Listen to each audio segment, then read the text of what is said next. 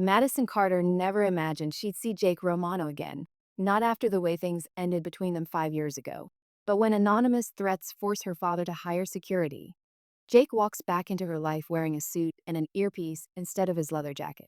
Now, the man who once broke her heart is sworn to protect it.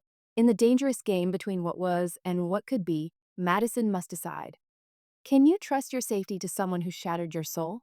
The return. The champagne flute trembled in Madison Carter's hand as she surveyed the glittering ballroom.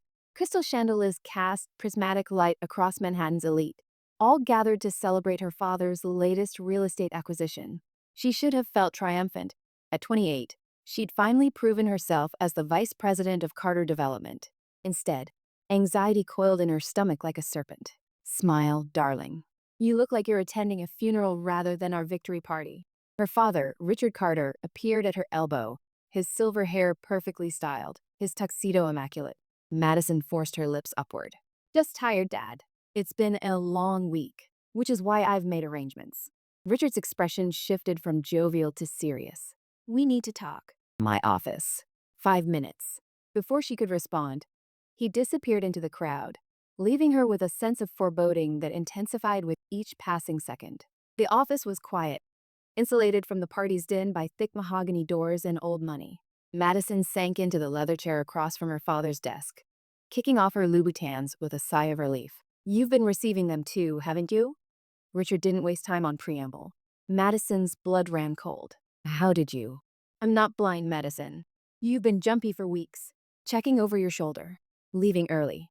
And my head of security found the same threatening letters in your assistant's trash that have been arriving at my office. She closed her eyes. The letters had started small, generic warnings about paying for your crimes and blood-sucking developers. But they'd escalated. The last one, received 3 days ago, had included a photo of her leaving her Tribeca apartment. Alone. Vulnerable. Dad, I didn't want to worry you during the acquisition. Damn the acquisition. Richard's fist hit the desk. You're my daughter. Nothing matters more than your safety. He took a breath, visibly composing himself. I've hired personal security for you. The best in the business. He starts tomorrow. Dad, that's not necessary. The NYPD is investigating. And until they find whoever is behind this, you'll have round-the-clock protection. Non-negotiable, Madison. She recognized that tone. The same one he'd used when she was 16 and wanted to go to public school instead of Exeter. The same one when she'd suggested working her way up from junior analyst instead of entering at management level. Fine, she conceded, but I choose my own bodyguard. I'm not having some steroid-pumped meathead following me into board meetings. Richard's expression shifted into something unreadable. Actually, I've already selected him. He comes highly recommended. Former Navy SEAL, impeccable record, experience with high-profile clients. Dad, you'll meet him tomorrow morning. 7 a.m. Your apartment. He stood, signaling the discussion was over. Now, let's get back to the party before people start wondering if the Carters are having another family dispute. Madison didn't sleep that night. She lay in her king-sized bed, staring at the ceiling of her apartment, listening to the city that never slept humming 23 stories below. Whoever had been sending those letters knew where she lived, knew her routines, knew enough to make her feel violated in ways she couldn't articulate. At 6:45 a.m., she gave up on rest and showered, pulling on dark jeans and a cream cashmere sweater. If she was going to meet her new shadow, she'd at least be comfortable. She'd just finished her second cup of coffee when the doorman buzzed. Ems Carter, your father and a guest are here to see you. Send them up, Marcus. She positioned herself by the window, arms crossed, ready to assert control over this situation from the start. The elevator dinged. Voices in the hallway, her father's baritone and another, deeper voice that sent recognition skittering down her spine before her brain could place it. No, it couldn't be. The door opened.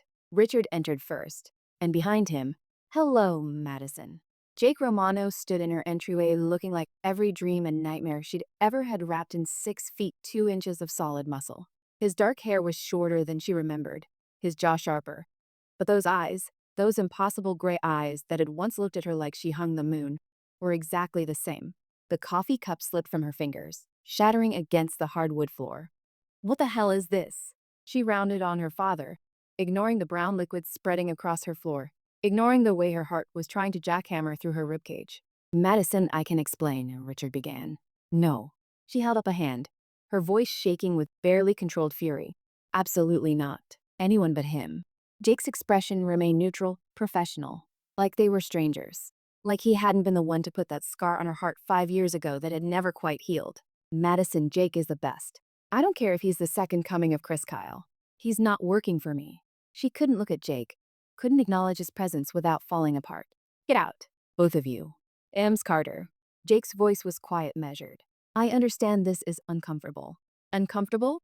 She finally met his gaze, and the impact nearly stole her breath. You don't get to stand in my home and talk about comfort. You gave up that right when you walked away. Something flickered in those gray eyes. Pain. Regret? She couldn't tell and refused to care. Madison, I wouldn't have called Jake if I had any other option. Richard's voice was pleading now. 3 other security firms turned down the job. Said the threat level was too high, too unpredictable. Jake was the only one willing to take it on. How convenient, she said bitterly. This isn't about our past, Jake said quietly. This is about keeping you alive. Our past? Is that what we're calling it? She laughed, a hollow sound. You left Jake. You packed your bags and disappeared without a word. No explanation, no goodbye. Just gone. I know. His jaw tightened. And if I could change it, I would. But right now, someone wants to hurt you. Maybe kill you. And I'm really good at making sure that doesn't happen. I'll take my chances. Madison, her father started. No. I said no. She was shaking now, years of buried anger and hurt boiling over. You can't just waltz back into my life and expect. I don't expect anything, Jake interrupted, his voice still maddeningly calm. Except for you to let me do my job. That's all this is, Madison. A job. The words hit like a physical blow. A job. That's all she was to him now. The woman he'd once promised forever had been reduced to a paycheck. Fine. The word came out cold, flat. But we're setting ground rules. You don't talk to me unless it's about security. You stay out of my way. And the second this threat is over, you disappear from my life. Again. Permanently this time. Agreed, Jake said without hesitation. Richard looked between them, clearly wanting to say something, but wisely keeping silent. I need to get to the office, Madison said, turning away from both of them. I assume you'll be lurking nearby? I'll be in the car. Ready when you are. She grabbed her purse and coat, stepping carefully over the broken coffee cup, refusing to look at either man as she headed for the door. Madison, her father called after her. She paused but didn't turn around. He really is the best. I wouldn't have brought him here otherwise.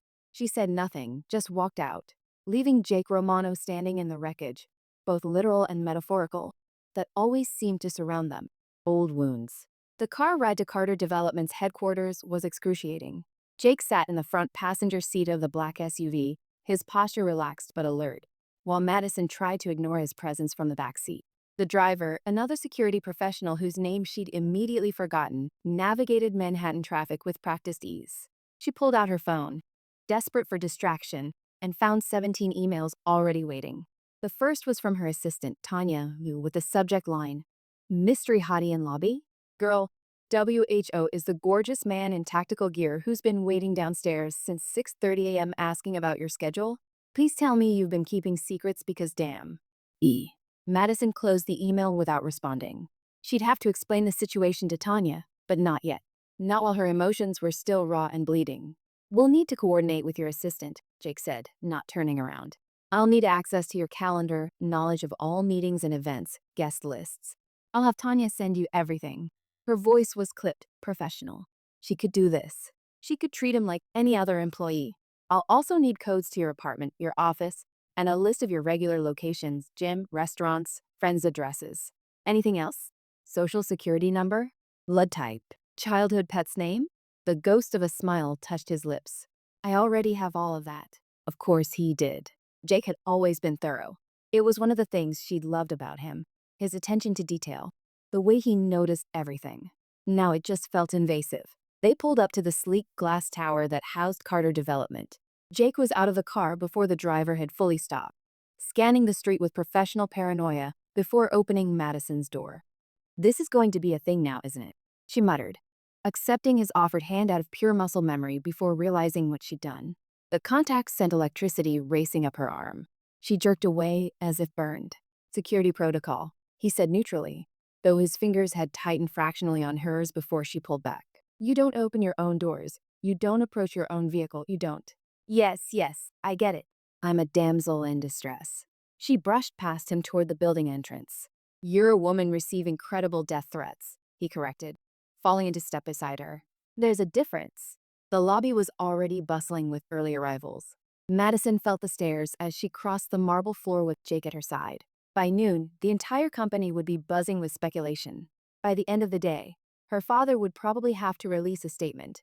The elevator ride to the 42nd floor was marginally less awkward than the car, mostly because two junior analysts joined them on the 15th floor, their nervous chatter filling the silence.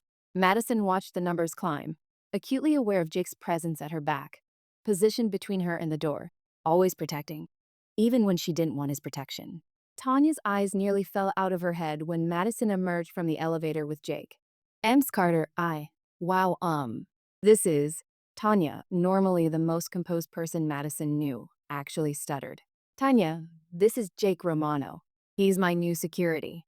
Jake, this is Tanya Chen, my assistant and the person who actually runs my life. Ems Chen. Jake extended his hand, turning on a charm that Madison remembered all too well. I'll need to coordinate closely with you regarding Ems Carter's schedule and security protocols. Of course. Absolutely. Whatever you need. Tanya shook his hand, then shot Madison a look that clearly said, we're talking about this later. Can you send Jake all my calendar information, regular contacts, and the building security protocols? Madison asked, already moving toward her office. And order a desk for the reception area. He'll be stationed there. Actually, Jake interjected, I'll need to be in your office. Madison stopped mid-stride. Excuse me. Close protection means close. I can't effectively secure you from the reception area. You want to sit in my office? All day? That's the job. She closed her eyes, counting to 10. Then 20. Fine. Tanya, have facilities bring up another desk. And a divider. A big one. By noon, Madison wanted to scream. Jake had positioned his desk in the corner of her office with a sight line to both the door and windows. He'd spent the morning on his laptop and phone, coordinating with building security, running threat assessments, and generally being a professional, efficient presence that she absolutely could not ignore. Every time she glanced up from her work, he was there. Every phone call she made, he could hear. Every meeting she took, he was positioned outside the door or, in the case of the board meeting that morning, standing silently in the corner like some kind of impossibly attractive sentinel. Worse, people kept asking about him. Her colleagues. Her clients. Everyone wanted to know who the devastatingly handsome man was and why he was suddenly attached to Madison Carter like a second shadow. Working lunch. Tanya poked her head in around 12:30. I ordered from that Thai place you like. Thank God. Madison pushed away from her computer, her eyes burning from staring at acquisition contracts all morning. I ordered for two, Tanya added, glancing at Jake. Figured your security might be hungry too. That was thoughtful, Jake said with an easy smile. Thank you. When Tanya left, Madison rounded on him. You don't have to eat here. I'm sure there's a cafeteria or I eat where you eat. That's ridiculous. I'm perfectly safe in my own office. Are you? He pulled out his phone, pulling up something before handing it to her. Madison's blood ran cold. It was a building schematic, her building, her floor, with her office clearly marked. And in the margin, handwritten notes about security camera blind spots, emergency exit routes, and, her stomach turned, optimal sniping positions from nearby buildings. Where did you get this? Your stalker's laptop. NYPD recovered it this morning from a storage unit. His expression was grim. Madison, whoever this is, they've been planning. This isn't some random obsessive. This is someone with resources, skill, and serious intent. She handed the phone back with shaking hands. Do they know who it is? Not yet. The laptop was wiped, but the FBI's cyber team is working on recovery. Until then, we operate under the assumption that this person knows everything about you. Your routines, your locations, your vulnerabilities. So I'm just supposed to live in fear? No. He leaned forward, and for the first time since arriving at her apartment that morning, his professional mask slipped. You're supposed to let me do what I'm trained to do. Let me keep you safe, Madison. Please. The please undid something in her chest.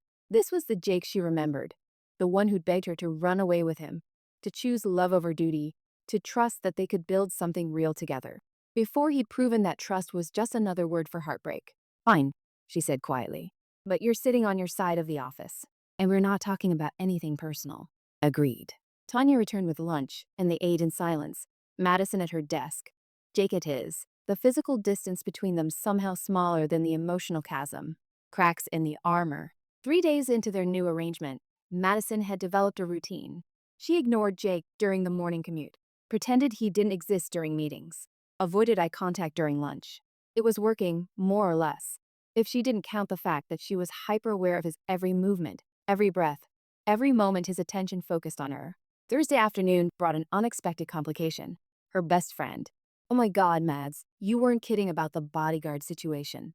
Vanessa Winters burst into Madison's office without knocking, her designer handbag swinging, her perfectly highlighted hair bouncing. She stopped short when she saw Jake. Holy hello. Jake stood. Ever the gentleman. Ems Winters. I'm afraid I'll need to see some identification. He's serious. Vanessa looked at Madison delighted. He's actually serious. I love it. Vanessa is on the approved list, Madison said wearily. Jake, this is my best friend and biggest pain in the ass, Vanessa Winters. Ness, this is Jake Romano. The Jake Romano? Vanessa's eyes widened with recognition. The one who? Yes, Madison cut her off sharply. That Jake. Vanessa's expression shifted from curiosity to protective fury in a heartbeat. Could you give us a minute? She asked Jake sweetly, in a tone that suggested it wasn't really a question. I don't leave Ems Carter alone. The door stays open. You can stand right outside. But I need to talk to my friend. Privately. Jake looked at Madison, who nodded slightly. He stepped outside, positioning himself where he could see into the office, but presumably not hear their conversation. Are you insane? Vanessa hissed the moment he was out of earshot. That's the man who ghosted you 5 years ago, who left you crying for months. Ooh. I know who he is, Ness. Then why is he here? Your dad has access to literally hundreds of security professionals. Why him? Because apparently he's the only one stupid enough to take on a high-risk client. Madison rubbed her temples. And Dad didn't tell me it was Jake until he showed up at my apartment. Jesus. Vanessa sank into the chair across from Madison's desk. How are you holding up? I'm fine. Liar. You still have that crease between your eyebrows that only appears when you're either stressed or furious. Sometimes both. Madison consciously smoothed her expression. It's only temporary. Once they catch whoever's sending the threats, Jake disappears. Again. And in the meantime? In the meantime, I do my job and pretend he's just another employee. Mads. Vanessa's voice softened. You were in love with him. You don't just get over that. It's been 5 years. I'm over it. Then why can't you look at him for more than 3 seconds without your hands shaking? Madison glanced down at her hands, currently clenched into white-knuckled fists. She deliberately relaxed them. I'm not having this conversation. Fine, but I'm taking you out tomorrow night. Girls' night. Drinks, dancing, maybe some harmless flirting with men who aren't emotionally unavailable ghosts from your past. I don't think Jake will approve. I don't care what Jake approves. You're a human being, not a prisoner. He can lurk in the corner and glower at anyone who comes near you. But you're still going out. Despite everything, Madison smiled. Fine. Tomorrow night. Excellent. Wear something that makes you feel powerful. Vanessa stood, then paused. And Mads, be careful. Not just physically. With your heart too. After Vanessa left, Jake returned to his position. Madison tried to focus on her work, but she could feel his gaze on her intermittently throughout the afternoon. Finally, she couldn't take it anymore. What? Nothing. He looked back at his laptop. You're staring. I'm observing. It's my job. Your job is to watch for threats, not analyze me. You're friends with Vanessa Winters. It wasn't a question. So? She's engaged to Senator Bradley's son. The same Senator Bradley who's been trying to block your father's waterfront development project. Madison's irritation shifted to something closer to respect. You've done your homework. Always do. Is she a security risk? Vanessa? No, she and Congressman Bradley Jr. might be engaged, but she's Team Carter all the way. Besides, the Bradley family drama has nothing to do with my stalker. You don't know that. Your father's business creates enemies. My father's business creates buildings. Beautiful buildings that people actually want to live and work in, and displaces lower-income residents. Drives up property values. Changes neighborhoods. His tone was neutral, but Madison heard the judgment underneath. Oh, so now you're going to lecture me on the evils of development? That's rich coming from someone who... She stopped herself. Coming from someone who what? His eyes were sharp now, focused entirely on her. Nothing. Forget it. Madison. I said forget it.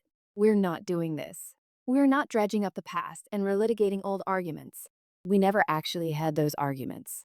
You never gave me the chance. I never gave you. She stood abruptly, her chair rolling backward. You left, Jake. You're the one who walked away. Don't you dare try to rewrite history. I had my reasons, which you never bothered to share. They stared at each other across the office, years of unspoken hurt crackling between them like static electricity. This was a mistake, Madison said finally. I'll talk to my father. Find someone else. There is no one else. I already told you. Then I'll manage without security. And end up dead? His voice rose, the first crack in his professional composure. Is that really preferable to spending a few weeks in the same room as me? Maybe it is. The words hung in the air between them. Madison immediately regretted them, but pride kept her from taking them back. Jake's expression shuddered completely. When he spoke again, his voice was pure ice. Understood. I'll inform your father that you're refusing protection. I'm sure he'll be thrilled to know his daughter would rather risk her life than. Fine. Stay. God, you're impossible. She dropped back into her chair, exhausted by the emotional whiplash. But tomorrow night, I'm going out with Vanessa, and you don't get a vote. I don't need a vote. I just need advance notice, the location, guest list, and sight lines. It's a club in Soho. I don't know who else will be there because it's not a planned event. It's just drinks with my best friend. Then I'll need to scout the location in advance. Knock yourself out. They returned to hostile silence. But something had shifted. The professional detachment had cracked, revealing the raw wounds underneath. And Madison wasn't sure if that made things better or infinitely worse. Truth in the dark. The club was exactly the kind of place Madison normally avoided, loud, crowded, and full of people more interested in being seen than actually having fun. But Vanessa had chosen it strategically, knowing Madison needed to blow off steam. He's been staring at you for 20 minutes, Vanessa shouted over the music, nodding toward Jake, who was positioned near the bar with perfect sight lines to their VIP table. He's doing his job, Madison shouted back. His job doesn't include looking like he wants to murder every guy who glances your way. Madison risked a look in Jake's direction. He was scanning the crowd with professional efficiency. But Vanessa was right. Whenever a man approached their table, his entire body tensed. Dance with me, Vanessa decided, grabbing Madison's hand. You're too sober and too tense. Both problems are fixable. They hit the dance floor, and for the first time in days, Madison let herself relax. The music was mindless, the drinks were strong, and Vanessa was exactly the kind of friend who knew when to talk and when to just exist beside you. She was mid-spin when she felt it, a hand on her waist, pulling her back against an unfamiliar body. Hey, beautiful. A voice breathed in her ear, alcohol-soaked and unwelcome. Not interested, she said firmly, trying to pull away. The hand tightened. Come on, don't be like that. Just one dance. Then suddenly the hand was gone and Jake was there, his body between Madison and the drunk stranger, his posture radiating controlled violence. A lady said no, Jake said quietly, his voice somehow cutting through the music. Dude, chill. I was just leaving. You were just leaving. Something in Jake's expression made the stranger back up, hands raised. Whatever, man. Not worth it. As the guy disappeared into the crowd, Madison turned to Jake. I had it handled. He had his hands on you. And I was telling him to leave. I don't need you to rescue me from every drunk idiot in Manhattan. That's exactly what you need me for. His hands were still clenched into fists, his jaw tight. No, I need you to keep me from getting killed by whoever's been sending those letters. Not to cockblock every guy who. She stopped, realization dawning. Oh my God, you're jealous. I'm doing my job. You're jealous. She stepped closer, emboldened by alcohol and anger and something more dangerous. Why, Jake? You left me. You don't get to be jealous. Madison. There was warning in his voice. No, I want to know. Why did you leave? You owe me that much. This isn't the place. Then where? When? It's been 5 years, and you've never given me an explanation. Never even tried to. Because I wasn't good enough for you. The words exploded out of him, raw and angry. Is that what you want to hear? I was a kid from nowhere with nothing to offer the daughter of a billionaire. Your father made that very clear. Madison felt like she'd been slapped. What are you talking about? Your father came to see me the night before I left. Told me that if I really cared about you, I'd let you go. Let you have the life you were meant for. With someone from your own world. Someone who could give you everything you deserved. And you listened to him? Her voice broke. You just believed him and left? What was I supposed to do, Madison? I was 23 years old, working 3 jobs to put myself through community college. You were about to start at Columbia. You had your whole life planned out. And I was just. You were everything to me. Tears were streaming down her face now. She didn't care who saw. I loved you. I would have chosen you over all of it. That's exactly what I was afraid of. His voice dropped, rough with emotion. You would have given up your dreams for me, and eventually, you would have resented me for it. Your father was right about that much. So you made the decision for me. Decided I wasn't capable of knowing my own heart. I was trying to protect you. From what? Happiness. Love. A life that didn't look perfect from the outside but felt perfect on the inside? She wiped angrily at her tears. You were a coward, Jake. You took the easy way out instead of fighting for us. Easy? He laughed bitterly. Leaving you was the hardest thing I've ever done. It broke me, Madison. Completely broke me. Then why didn't you come back? Why didn't you call, write, send some kind of sign that you still? She couldn't finish the sentence. Because I joined the Navy 3 days later. Deployed 6 months after that. You'd moved on. His name was Christopher, and I didn't love him. I was trying to convince myself I could feel something for someone else. Anyone else. She met his eyes. It didn't work. I called off the engagement 6 months later. Something flashed across Jake's face. Hope, regret, longing, she couldn't tell. The music had changed, slowing to something sultry and intimate. We should get you back to the table, he said finally. Jake, please, Madison. Not here. Not like this. She wanted to push, to demand more answers, to break through whatever walls he'd built around himself. But Vanessa appeared at her elbow, concern etched on her face. Everything okay? Fine, Madison lied. Just needed some air. Can we go? In the car ride home, Jake sat in front, Madison in back, and the silence was different than before. Not hostile, exactly, but loaded with things neither of them knew how to say. When they reached her building, Jake walked her up, checking her apartment with his usual thoroughness before heading to the door. Jake. She stopped him before he could leave. My father was wrong. About you not being good enough. He was completely wrong. He looked at her for a long moment, his expression unreadable. Maybe. But I still made my choice. And you made yours. We can't go back. I know. She did know. Logically. But her heart was a slower learner. But we could go forward. Start over. Be friends, at least. Friends, he repeated, like the word was foreign. Or civil acquaintances who share uncomfortable history and currently have a professional relationship. That got a small smile from him. That's a mouthful. I contain multitudes. You always did. The smile faded. I'll be outside your door tonight. And every night until this is over. You don't have to. I do. The threat level increased this afternoon. NYPD found another letter. At your gym. Fear, cold and immediate, washed over her. What did it say? It's not important. What's important is that this person knows your routines. All of them. So from now on, I'm not taking chances. Okay. She wanted to sound strong, unaffected, but her voice trembled. Hey. He stepped closer, his hand rising as if to touch her face before he caught himself. I won't let anything happen to you. That's a promise. The way you promised you'd never leave. It was a low blow, and she regretted it immediately. But Jake just nodded, accepting the hit, the way I promised. And I've kept every other promise I've ever made, Madison. Even the ones that killed me to keep. After he left, she stood in her apartment, processing everything. Her father had interfered. Jake had believed him, and she'd lost 5 years with the only man she'd ever truly loved. But what hurt most was the knowing that Jake was right about one thing. They couldn't go back. The question was whether they could find a way forward, or if the past would always stand between them like a ghost they couldn't exorcise. Breaking point. A week passed in tense coexistence. Jake maintained professional distance. Madison pretended it didn't hurt. And the stalker's letters kept coming, more frequent, more violent, more specific. The breaking point came on a rainy Tuesday afternoon. Madison was in a video conference with investors when Jake's phone buzzed. She watched him glance at it, watched his entire body go rigid, watched him type something rapidly before standing and ending her call mid-sentence. Hey, that was a $40 million. We're leaving.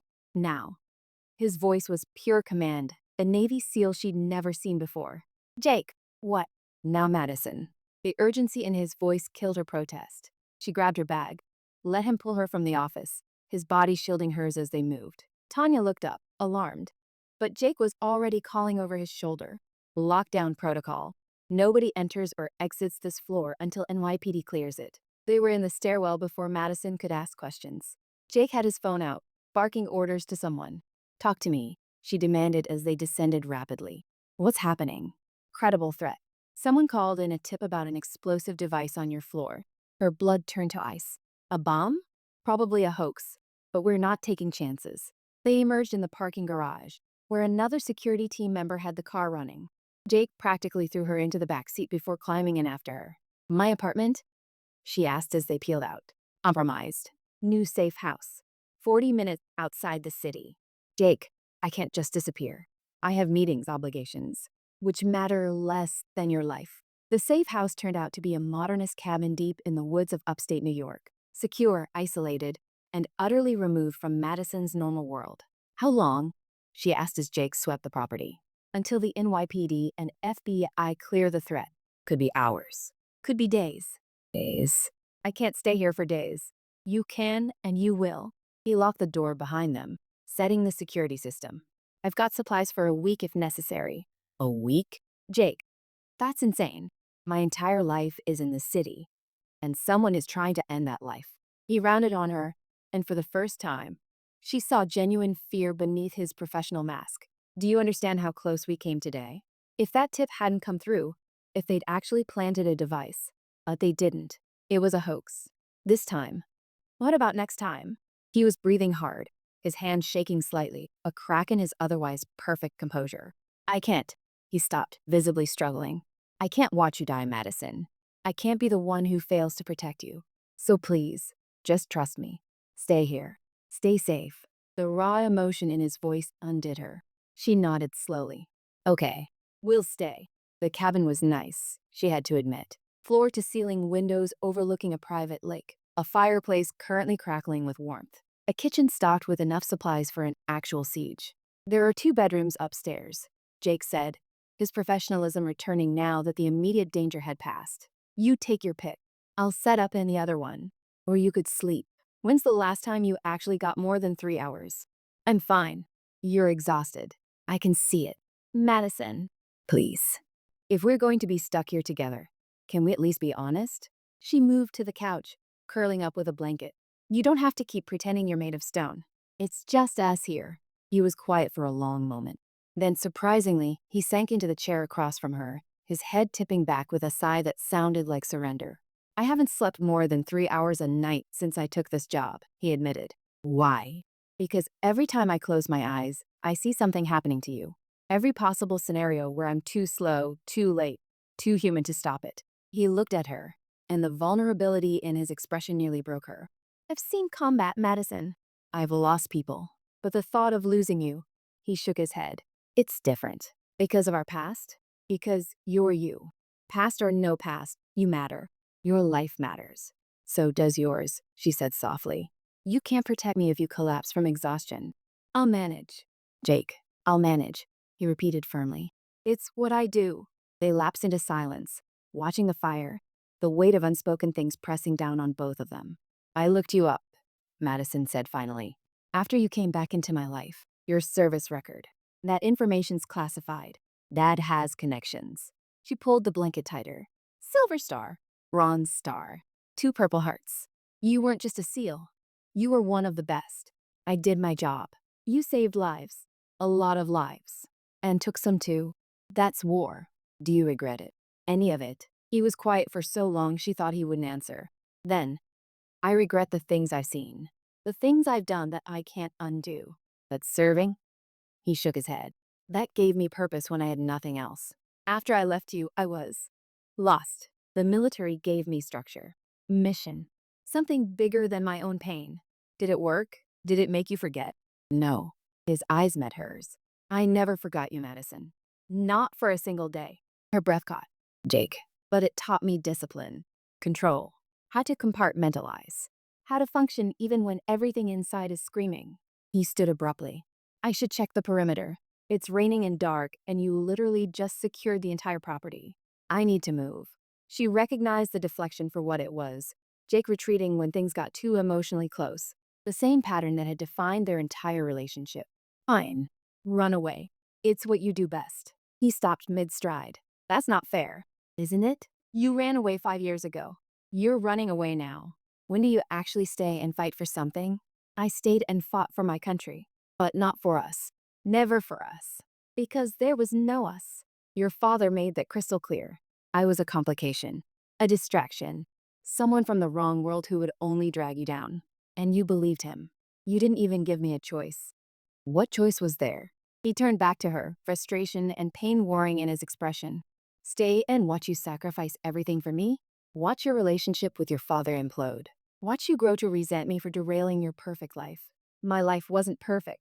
It was planned, scheduled, mapped out by everyone except me. You were the only thing I ever chose for myself, and you took that away. To protect you. I didn't need protecting. I needed you to believe in me. In us. In the possibility that love might actually matter more than money or status or whatever my father was selling. Your father who you still work for. You're still trying to impress. Tell me, Madison, if I had stayed, would you have walked away from Carter Development? From your inheritance? From the only life you'd ever known? The question hung between them like a blade. I don't know, she admitted finally. I was 23. I thought love conquered all. Maybe I was naive. You weren't naive. You were hopeful. And I killed the hope because I was a coward. He sank back into the chair, defeat in every line of his body. You were right. That night at the club, I took the easy way out. I let your father convince me that leaving was noble when really, I was just scared. Of what? Of not being enough. Of loving you so much it terrified me. Of building a life together and then losing it, losing you, and not surviving the grief. He laughed bitterly. Turns out I lost you anyway. And the grief was exactly as unbearable as I feared. Madison felt tears sliding down her cheeks. Why are you telling me this now? Because I'm tired of lying. To you. To myself. Because sitting here, in this cabin, with you looking at me like I hung the moon when we both know I'm just a screw-up who destroyed the best thing that ever happened to him. He stopped, swallowing hard. I owe you the truth, even if it changes nothing. What if I don't want it to change nothing? His head snapped up. Madison. What if I wanted to change everything? The air between them crackled with possibility. Jake stood slowly, crossing to the couch, kneeling before her so they were eye level. You don't know what you're saying. Don't I? I'm 28 years old, Jake. I've dated other men, had other relationships, and none of them, not one, ever came close to what we had. What we could have again if you just stopped running. His hand came up, cupping her face with a gentleness that belied his scarred knuckles. If we do this, if we try again, I can't promise it'll work. I'm damaged, Madison. War changes people. I have nightmares, PTSD, triggers I'm still learning to manage. And I have trust issues, abandonment fears, a tendency to work myself to death rather than deal with emotions. She covered his hand with hers. We're both messy, but maybe that's okay. Maybe we don't need to be perfect. We just need to be honest. I'm terrified of losing you again. Then don't leave. I'm terrified of not being enough. You are enough. You've always been enough. He searched her face, looking for doubt, for hesitation. She met his gaze steadily, letting him see everything, the hope, the fear, the love she'd never quite managed to kill. I never stopped loving you, he whispered. I tried. God knows I tried. But you're in my blood, Madison Carter. Under my skin. In every breath I take. Then kiss me, she breathed. Please. After 5 years and all this pain, just kiss me. He did. And it was everything, desperate and tender, familiar and new, an apology and a promise wrapped in the taste of salt, tears, and second chances. His hands framed her face like she was precious, breakable, sacred. Her fingers tangled in his hair, pulling him closer, trying to erase 5 years of distance in a single moment. When they finally broke apart, both breathing hard, Jake rested his forehead against hers. This complicates things, he murmured. Everything about us has always been complicated. I'm still your bodyguard. There are professional boundaries. To hell with boundaries. To hell with professional. I want you, Jake. All of you. The broken pieces and the beautiful ones. The scared kid who thought he wasn't enough and the hero who saved lives. I'm not a hero. You're mine. That's all that matters. He kissed her again, slower this time, savoring. When he pulled back, there was wonder in his eyes. How are you real? How are you still surprised that I love you? Because I don't deserve it. Probably not, but you're stuck with it anyway. They stayed like that, wrapped in each other, as the storm raged outside and the fire burned down to embers. And for the first time in 5 years, Madison felt like she could breathe. The morning after, Madison woke to sunlight streaming through unfamiliar windows and Jake's arm heavy across her waist. They'd fallen asleep on the couch, tangled together, too afraid to let go even in sleep. She studied his face in the morning light, the sharp line of his jaw, the scar bisecting his left eyebrow. New since she'd known him. The way his lashes fanned dark against his cheekbones. He looked younger in sleep.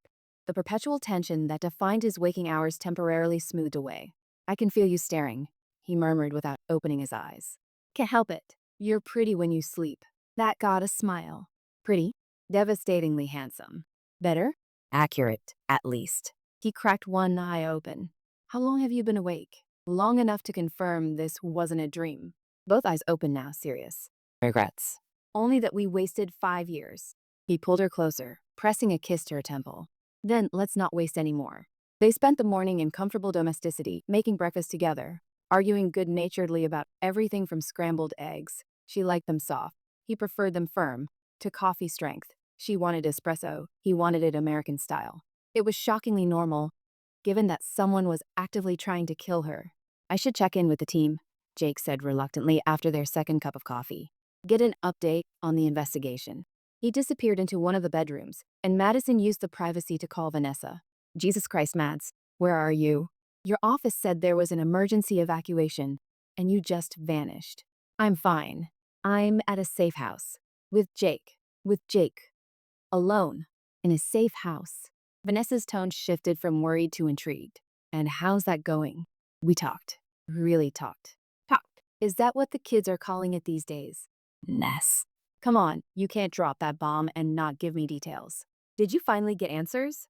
An apology? Great make-up sex?" Despite everything, Madison laughed. "We kissed. That's all I'm saying. You kissed. After 5 years of unresolved tension and heartbreak, you just kissed. It was a really good kiss." "I'm sure it was." "So what now?" "I don't know. The investigation is ongoing. Once it's safe, I go back to my life. And Jake." She paused. "I guess we figure it out as we go." "Mads, be careful. I know you love him. I know you've always loved him. But he hurt you. Badly. Don't let one conversation and a good kiss erase that." "I know. But Ness," he explained, about why he left. "It wasn't. It's complicated. It always is with you too." Vanessa sighed. "Just promise me you'll protect your heart this time. Make him earn it back." "I promise." After hanging up, Madison found Jake in the bedroom, staring at his laptop with a grim expression. "What's wrong?" "They identified the stalker. Or at least, they have a lead." He turned the screen toward her. "Recognize him?" The photo showed a man in his 40s, brown hair, average build. Utterly forgettable except for his eyes, cold, calculating wrong. "I don't think so." "Should I?" "His name is Marcus Trent, former Carter Development employee. He was fired 3 years ago for..." Jake checked his notes. "Gross misconduct and threatening behavior toward female colleagues." Madison's stomach dropped. "I remember that. I wasn't directly involved, but HR briefed me. He was making unwanted advances towards several women on his team. When they reported him, he became hostile, threatened legal action. And when that didn't work, he threatened physical action. Your head of security at the time got a restraining order. Trent dropped off the grid after that." Jake's jaw tightened. "Until now. Why would he come after me specifically? I wasn't even the one who fired him. You're the face of the company. Your father's daughter. Easier to access than Richard himself." Jake stood, pacing. "The FBI's tracking him now. They found evidence he's been surveilling you for months. Your apartment, office, regular locations. He's been planning this." The fear that Madison had been pushing down since this all started rose up, choking her. "He knows where I am. Where I go. Everything. Which is why you're here. Safe. And why you're going to stay here until we find him. How long will that take?" "However long it takes." He crossed to her, pulling her into his arms. "I know you hate feeling trapped, but I'd rather you be alive and angry than dead and vindicated." She buried her face in his chest, breathing in his scent, soap and coffee and something essentially Jake. "I'm scared." "Good. Fear keeps you alert. But Madison?" He tilted her face up to his. "I've got you. As long as I'm breathing, nothing's going to hurt you." "Big promise." "I'm a big promises kind of guy." They spent the afternoon in careful normal sigh, working remotely, Madison taking video calls from the cabin's office, Jake coordinating with the security team. But underneath the mundane tasks, tension hummed. Waiting. Watching. Around 4 p.m., Jake's phone rang. He listened, his expression darkening, before ending the call. They lost him. What? Then. He went underground, ditched his car, turned off his phone. The FBI thinks he knows we're onto him, which means he's either running or going to ground to plan something bigger. Jake was already moving, checking weapons, reinforcing security protocols.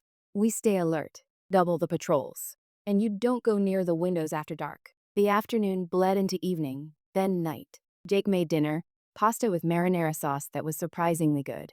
You learned to cook, Madison observed. Navy teaches you a lot of things. Turns out I had a talent for not poisoning my team. High bar. You should have tasted the first attempts. I'm pretty sure I violated the Geneva Convention. The attempt at levity helped, but Madison couldn't shake the unease settling over her like a fog. Somewhere out there, Marcus Trent was planning, waiting, and she was the target. Talk to me, Jake said, reading her too easily. What's going on in that brilliant, terrifying mind of yours? I'm tired of being afraid, of looking over my shoulder, of having my entire life disrupted by some man who couldn't handle rejection. I know. Do you? You're trained for this. Combat. Threats. Danger. I build buildings. I negotiate contracts. I'm not equipped for. She gestured helplessly. For someone trying to kill you? No one's equipped for that, Madison. Not really. But you're stronger than you think. I've watched you this week. You haven't fallen apart. You've kept working, kept fighting. That takes courage. Or stubbornness. Same thing, really. She managed a smile. Stay with me tonight? Not because of the threat. Just because I don't want to be alone. Whiz, he promised. For as long as you'll have me. They moved upstairs together, choosing one of the bedrooms, laying in the dark wrapped around each other. Jake? She whispered into the darkness. Yeah? What happens when this is over? When they catch Trent and I don't need a bodyguard anymore? He was quiet for a moment. What do you want to happen? I want you to stay. Not as my security. As my. She struggled for the right word. Boyfriend seems too small, he murmured. Significant other too formal. How about the man I love?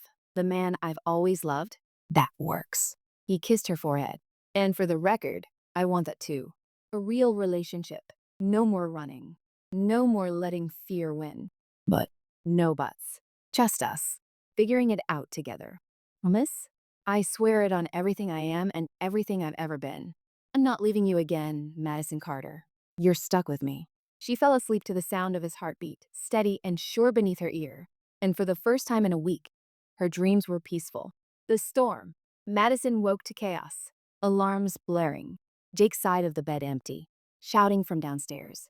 She grabbed her phone, 3:47 a.m., and Jake's discarded sweatshirt, pulling it on as she moved to the door. Training kicked in before conscious thought. Stay low, stay quiet, find cover. Stay upstairs. Jake's voice, sharp with command. Lock the door. But Madison was already on the stairs, peering down into the main room. Jake stood in combat stance, gun drawn, facing the shattered remains of the front window. Glass littered the floor, glinting in the security lights. He threw a rock, Jake said without looking at her, tracking movement outside with predatory focus. Triggering the sensors. He wants us to know he's here. And? Who else? A voice came from the darkness outside, amplified by megaphone. Madison Carter. Come out, and we can talk. I just want to talk. Don't even think about it, Jake growled. I'm not an idiot. Good. Because this is a trap. He wants you visible, exposed. Jake was on his phone now. Rapid fire instructions to his team. ETA 12 minutes. We just need to hold position. Madison. Trent's voice again, closer now. I know you're in there. I know he's with you. You're a bodyguard. Your lover. How does it feel, Madison? Having someone care about you? Someone who'd die for you? Jake's jaw clenched. He's trying to provoke me. Make me do something stupid. Stay behind the couch. She did, heart hammering, as Jake moved with military precision around the room, securing sight lines, checking exits. I'm going to kill him, Trent continued conversationally. Your bodyguard. I'm going to make you watch while I take away the thing you love most. The way you took away my life, my career, my dignity. You took those things yourself. Madison shouted before she could stop herself. When you harassed those women, when you threatened them. Shut up, Jake hissed. Don't engage. Don't give him. The second window exploded inward. Not a rock this time, something heavier. Madison screamed as Jake covered her body with his, glass raining down around them. Flash bang, Jake identified grimly. He's serious. Madison, listen to me. There's a panic room behind the bookshelf in the master bedroom. Code is your birthday. You're going to go there. Now. I'm not leaving you. You are. Because if something happens to me and you're exposed, this was all for nothing. He pulled her up, half carrying her toward the stairs. Yo. Lock yourself in. Don't come out until you hear my voice or law enforcement. Understand? Jake. Madison, please. I can't protect you and worry about you at the same time. Give me this. She ran. Behind the bookshelf, exactly as he described, was a reinforced steel door. She punched in 032-4, March 24th, her birthday, and the lock disengaged. Inside was a small room, comfortable but claustrophobic. Security monitors showed multiple angles of the property. On screen, she watched Jake move through the cabin with deadly grace. Watched Marcus Trent emerge from the tree line, gun raised. Watched two men who'd never met before circle each other with the kind of intensity born from obsession. Where is she? Trent's voice came through the speakers. Safe. Somewhere you'll never reach her. I'll torture it out of you. Jake's laugh was cold. You can try. I've been tortured by professionals. You're just a sad man with delusions of power. Trent fired. The shot went wide. Deliberately, Madison realized. He was toying with Jake, trying to provoke him. I've been watching her for months, Trent said, conversational. Did you know that? Learning her patterns, her preferences, the way she takes her coffee, the route she jogs, the men she dates. His smile was vicious. And now you, the ex-boyfriend, the one who broke her heart. Tell me, does she moan your name the way she used to? Does she still? Jake moved. Fast.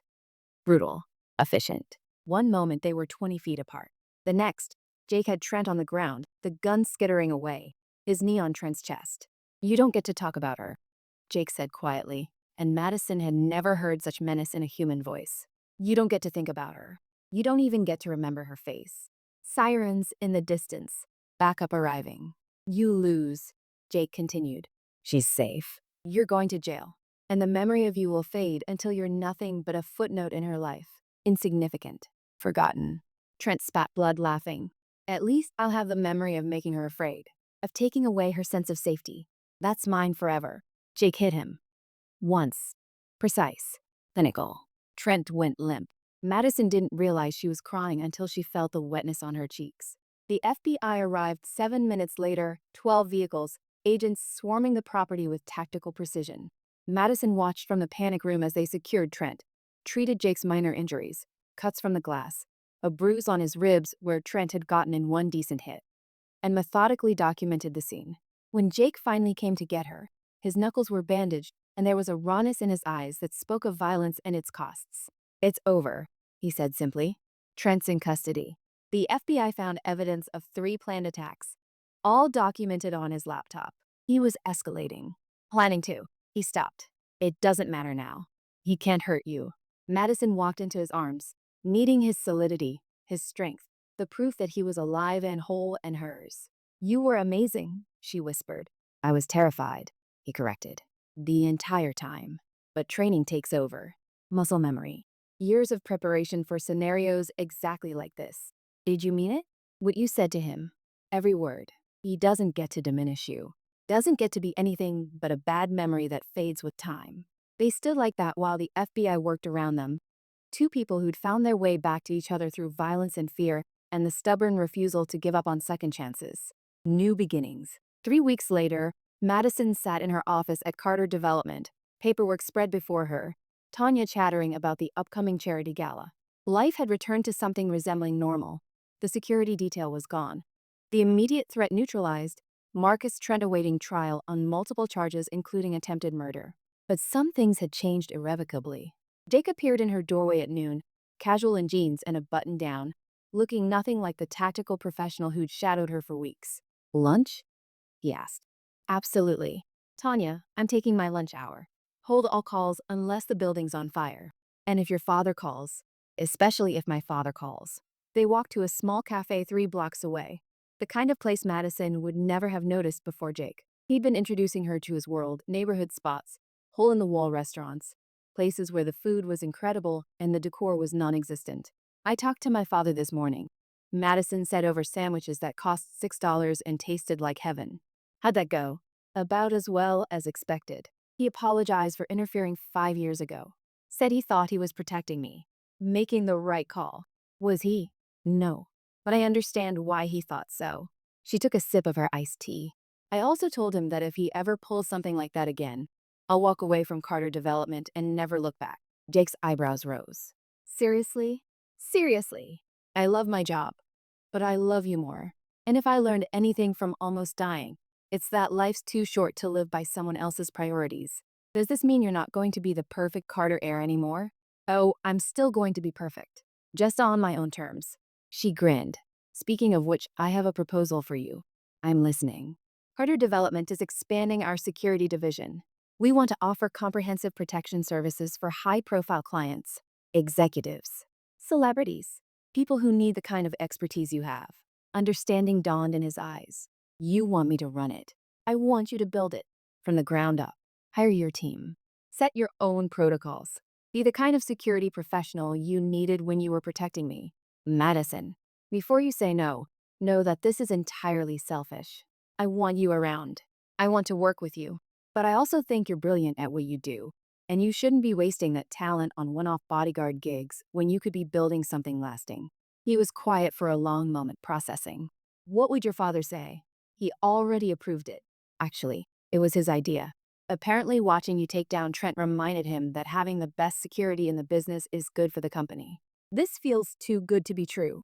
Or maybe, Madison said gently, this is what happens when two people stop letting fear make their decisions. When they choose each other and build something together. You really thought this through. I did. And Jake? She reached across the table, taking his hand. I'm not asking you to give up anything. If you want to keep doing private security, that's fine. If you want to take some time to figure out what you want, that's fine too. I just wanted you to know the option exists. He turned her hand over, tracing the lines of her palm with his thumb. I love you. I know I haven't said it enough these past few weeks, but I do. Completely. Terrifyingly. In the kind of way that makes me want to build a life with you. Good. Because I love you too. And I'm tired of wasting time on fear and regret and what ifs. Then yes, I'll build your security division. On one condition. Name it. We do this right. Slow. Steady. No rushing into anything because we're making up for lost time. We date. We fight. We figure out who we are as people before we figure out who we are as a couple. That's very mature and reasonable. I have my moments. But also, Madison added, we acknowledge that we've been in love since we were 23, and fighting it is stupid. Also fair. They finished lunch and walked back to her office hand in hand, past colleagues who stared, past Tanya, who gave Madison an enthusiastic thumbs up, past Richard Carter, who nodded approvingly from his corner office. At her door, Jake pulled her close. Thank you for giving me a second chance, for not giving up on us. Thank you for coming back, for protecting me, for being brave enough to try again. Always, he murmured against her lips. For you? Always. 1 year later, the charity gala was in full swing. Manhattan's elite gathered in the Carter Development Ballroom, champagne flowing, donations climbing. Madison worked the room with practiced ease, Jake at her side in a tuxedo that made her want to skip the event entirely and drag him home. You're staring, he murmured. Can you blame me? You're ridiculously attractive. Flattery will get you everywhere. I'm counting on it. Vanessa appeared, radiant in silver sequins, her husband trailing behind. There's the power couple of the year. How does it feel to be Manhattan's hottest success story? Exhausting, Jake said dryly. Do you know how many security protocols we've had to put in place for this event alone? 17, Madison supplied. He made me memorize them. Because you kept trying to slip away to check on the silent auction, which is part of my job, which can be handled by your very competent staff. Are they always like this? Vanessa asked her husband. Worse, he confirmed. Last week they argued for 45 minutes about optimal evacuation routes from Madison's apartment. It's called being thorough, Jake defended. It's called being paranoid, Madison countered. Says the woman who still checks every door locked twice. Because someone tried to kill me, and I neutralized the threat. Vanessa laughed. Okay, this is adorable. Dysfunctional, but adorable. Richard Carter approached, commanding attention without trying. Madison. Mr. Romano. Excellent work on the Berkshire account. The client specifically requested our security services. Thank you, sir, Jake said formally. He still couldn't quite relax around Madison's father, despite a year of working together. And Madison. Richard continued. The board approved your proposal for the Affordable Housing Initiative. Congratulations.